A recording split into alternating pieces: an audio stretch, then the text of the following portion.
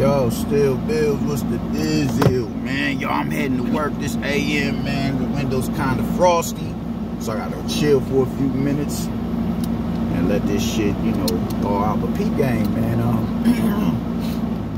I gave my prediction on the Caleb Plant and David Benavidez fight that goes down tomorrow, man. But I don't think I really gave a full descriptive detail of how I think the fight is gonna go down, man. So I kind of want to, you know, touch on that a little bit, man. Neither fighter seems nervous. You know, Caleb Plant didn't even seem nervous when he fought Canelo. I don't even think he was nervous, but I just thought when he fought him, the moment was too big. Like, he just wasn't, he wasn't ready to deal with Canelo. Like, he didn't have what it took. He didn't have what it took to be able to thwart what Canelo had. It was the same when Canelo fought Floyd. As good as competition as Canelo was when he, you know, that he was fighting before Floyd, he wasn't, nah, bro. You know, you wasn't fully, you know, you hadn't fully even matured and grown into your body at that point in time. You were still mature as a child, you know, as a youngin, as a pup, you know, in the sport. And I don't think he was a pup. You was a lion in the sport, but Floyd was the lion with the, you know, the darker mane. You dig? That shows a little bit more sign of aggression right there. You dig? He was just a bigger beast, the better beast. You dig? And you needed that to go through that fight to ascend. And I think that's what Caleb Plant had to go through when it comes to Canelo, man. So neither fighter seems nervous. I don't think that David Benavidez understands what the deal is in this fight. You dig? Like, he keeps talking about 6 rounds, and it's like, yo, you don't get it, homie. Like, you just really don't get it. It took Canelo 11 rounds to as much as drop Caleb Plant. Everybody keeps talking about height and size and reach and power and all that. It's like, yo, all that shit can be nullified. Caleb Plant has been, not Caleb Plant, but David Benavidez has been, you know, has been converted to his back foot. When you stand your ground and you press the action, he's been forced to his back foot. He's real uncomfortable in that space. He's real uncomfortable in that setting. He likes to be the aggressor. You don't back me up, I back you up. And when you're dealing with somebody like Caleb Plant, who has not only the size and height, but the skill to land the shot where they're not having to go overextend and go through extra circumstances to get a shot off, is going to be that much more, you know, of an irritant to deal with. Kyron Davis had David Benavidez backpedaling in spots. And Kyron Davis at a point in time was just trying to survive. Caleb Plant is going to be looking for counter shots. He's going to be articulately setting up counter shots in between punches, catching and shooting, slipping, you know, meeting you with the right hand over the top, all of that, slipping, left hook over the top, all that. So even in the press conference yesterday, man, you know, what he said, I think it wasn't as much yelling and talking over each other as it was last time, man. I think what Caleb Plant is doing is kind of smart, man. Like, he's gradually letting out his rage and his emotions.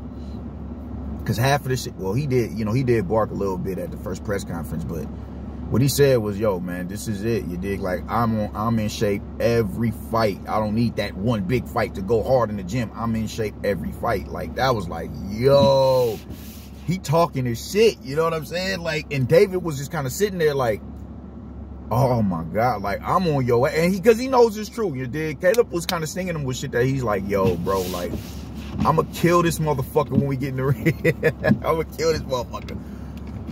So, I think for starters, I think David Benavidez is going to pull out the early rounds. At least rounds 1 through 3. I think they'll be, you know, back and forth rounds. They'll be back and forth rounds. They'll be back and forth rounds, but I think David Benavidez's aggression is going to be, the determining factor in those rounds. I think he's going to pile up, pile up early 2 or 3 rounds, and then,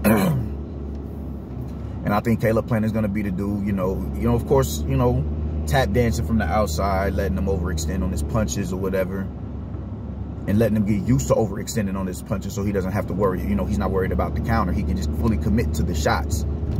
And then around about the rounds, 4 and 5 and 6, he'll start punishing for overcommitting to, those shots. He'll start punishing them. You dig? Where he starts to wear a little bit, just a little bit. Because I think, you know, everybody talks about Caleb Plant's gas tank and forget David Benavidez has not had to go and chase somebody around the ring to land a shot.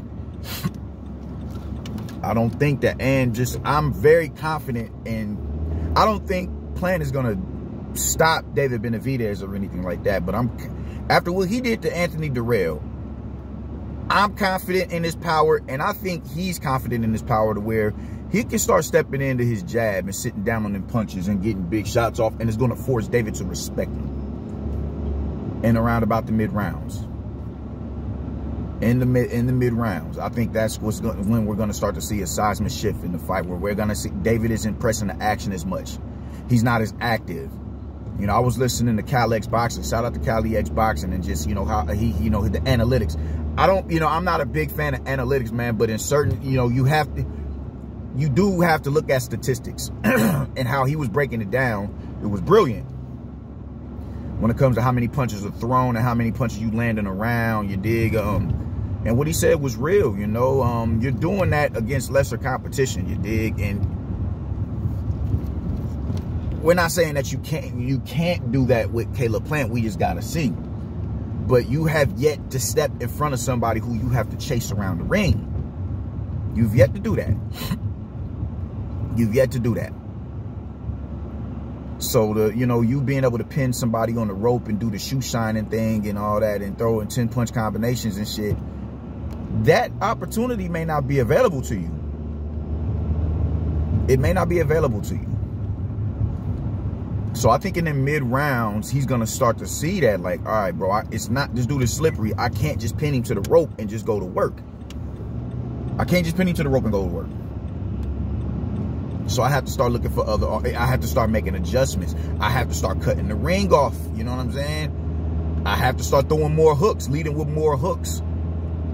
I have to start leading with more hooks, you know, and not wide super looping hooks, but just, you know, short hooks. Get close, get ready to launch the short hook when he gets ready to spin out to his left. I have to do that. I have to do that. I'm just saying, man, like, you're gonna have to dig deep, and he has yet to be in a position where he's forced to make adjustments. And with Caleb Plant, he's gonna have to be forced to make adjustments. And one thing, as I stated before, when Canelo fought Caleb, you know, in that Philly shell, he kept bending to one side. Everybody wants to talk about a blueprint. I've yet to see anybody do this shit to Caleb Plant. He kept bending to one particular side, and every time he would bend to that side, Canelo would pin him down with his lead arm and pound on the side that was exposed with his backhand. I don't think Caleb Plant does, not Caleb Plant, but David Benavidez doesn't do shit like that. He doesn't do shit like that. And there's nothing wrong with that. There's nothing wrong with that, but that just speaks to fighter IQ. When you've been in there with, you know, consistently with adequate competition, you understand, oh man, all right, cool. Yeah, you know what to do in certain scenarios. This is David Benavidez's first 50-50 fight. He's never been an underdog in a fight, ever. That matters. That matters. So in the mid-rounds, I feel like Caleb Plant is going to start walking him into shots. Well, early mid-rounds, rounds 4, rounds 5. I think Caleb is going to start walking him into shots. He's not going to punish him as quickly for over-lunging and over-committing the punches early on in the fight. He's not going to punish him for that. He's not going to punish him for that. He's just going to get, you know, let me get my timing down. Let me stay on the outside. Let me dance on him a little bit. Let me keep him off balance. Just let me see how he reacts to certain shit. We know how fights go. And I'm telling you, rounds 3, 4, 5, he's going to start countering. He's going to start punishing him for, you know, for opening up as much. He's going to get him used to overcommitting on shots, and he's going to start punishing him. In the mid-rounds, that's how I see that is going to play out. I think Caleb Plant is going to dominate the middle rounds. I think he's going to dominate the middle rounds. The late rounds, the mid-late rounds, I can see it, you know, being back and forth. But, you know, I think David Benavidez is still, David Benavidez, I don't think is going to start figuring shit out until the 11th and the 10th and 11th and the 12th round, where Caleb Plant already has him figured out. So where he's a little bit more in a rhythm and he's more comfortable. David Benavidez is going to start to figure shit out. And it takes a while to, you know, stick a game plan like, oh, yo, I get it now. I get it. I get what he's doing and I get what I got to do. But even with you getting what you have to do, executing that plan is a completely different ball game. I don't think he's going to be in a position of where he'll get it. He's going to start to execute it, but he's not going to know how to execute it. And I think Caleb Plant is going to be in a rhythm to where you're executing it, but you're executing it, but it's just not enough in this round for you to seal the round. And I think when, you know, David Benavidez is going to dig deep and probably, you know, the 11th and the 12th rounds and maybe squeak out a round, maybe squeak out a round or two in the later rounds. But that's how I see the fight playing out in all actuality, man. Everybody thinks David Benavidez is weight drained. That's a possibility. That's definitely a possibility. He's supposed to be, you know, he should be at least at light heavyweight. You dig? I don't know. We'll see. You know, we'll see if the weight affects him or whatever. The weight loss, the weight cut. He looks in tremendous shape though. But you know what Caleb Plant was saying was real. I ain't no blown up middleweight. You dig? I'm not no David Lemieux. I'm not no blown up middleweight. I'm a full-fledged middleweight. You know, like what the fuck is you talking about? You can't talk that shit to me. You can't Devo me like that. You know. So yeah, I'm excited. I'm getting a little excited about this fight, man. Like, you know, it's bad blood between the two of them. I'm with it. You dig? I'm with it.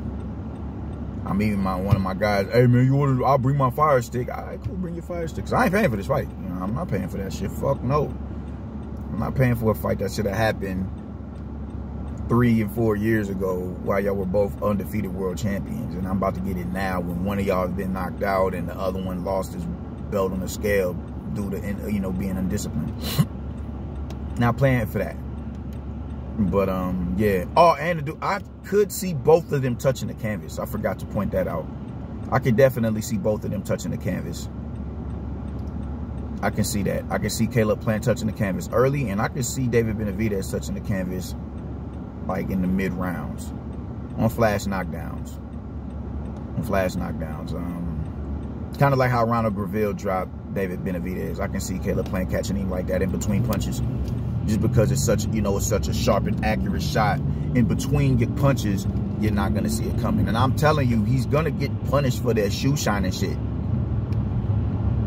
He's going to get punished for that. He's gonna get punished for that. Or that shoe shining. That's not. He's going to catch. He's going to catch them shots and shoot back off of it. I'm telling you, that's going to happen. That's going to happen. How he was using that jab against what's my man name, Kyron Davis. He's gonna have to stick to that jab, because when he start, you know, and that, you know, he'll do that early on, but that's just not who he is. He'll sell out and he'll acquiesce a fighter and just, you know, get flat-footed and want to stand and bang in the pocket. He's not disciplined enough to use his natural height and his advantages to, you know, his natural height to his advantages. His natural advantages to his advantage. That's not what he's about. He likes to bang in the pocket, which I don't think there's anything wrong with that, but just understanding what comes with that. You know, I think, you know, if you're that big, you shouldn't just, you know, he stands in front of you when he, you know, when he's throwing those combinations and shit. There's no shifts, there's no pivots to create the angles and other scoring. It's none of that. He'll stand in front of you, shoe shine you, and because he's not expecting to get countered for it.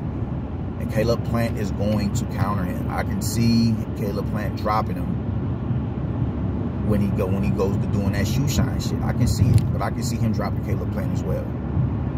I think this is a 50-50 fight. I honestly do.